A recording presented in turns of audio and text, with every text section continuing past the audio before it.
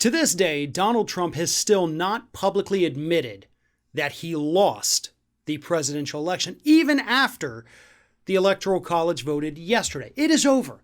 There's nothing he can do. There are no more legal challenges to file. The Electoral College has voted.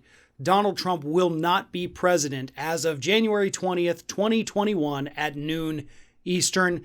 It is done. But he still hasn't conceded. And you know what? There is actually a whole crew of Republicans across the country who are taking a cue from Donald Trump. And even though they lost their election, some of them by as much as 70 points, they're also not conceding, and they are now suing for whatever the hell it is they think they can sue over to get these results overturned. Up in Washington State, you have Lauren Culp, who ran for governor, lost by 13 points. He is refusing to concede, wants to challenge the election results again, even though he lost by double digits. Then you have Aero, who was running against incumbent Karen Bass for the House of Representatives over in California.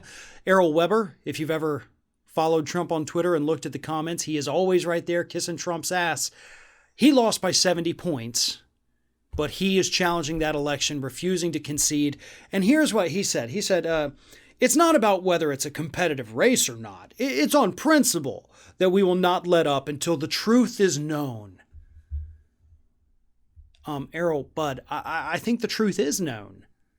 I think losing by 70 points, I think the public's telling you, we don't like you at all. Like, not even a little bit. We want you gone. Please don't run for office again. Thank you very much for playing. Clark County, Nevada, you have a whole crew of different Republican candidates refusing to concede. They're now suing over the election results. This is happening across the country, and it's all because of Trump.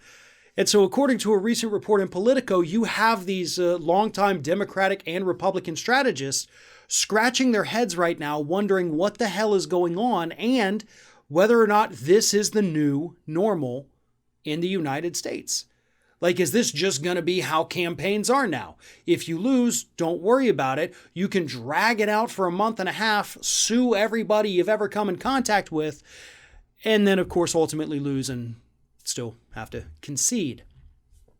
It makes no sense. Look, if you were in an election and you lost by half a percentage point or even 1 percentage point, maybe there was evidence of some shenanigans, voting machine problems, whatever it is, sure. Challenge it. We want to make sure things are legit.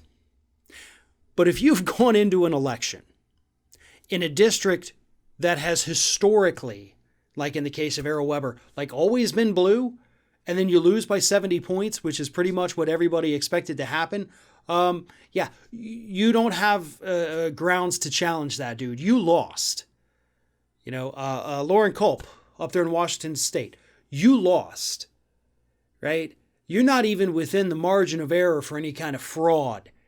You just lost. You got rejected by the voters.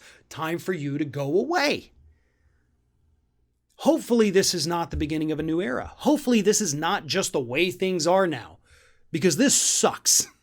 And not just from a media standpoint, it sucks for the people in those areas.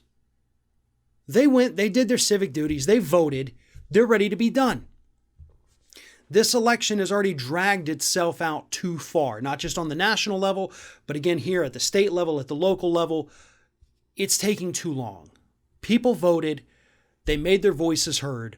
Time for these Republican candidates to suck it up and realize they lost, and there is nothing they can do to change that.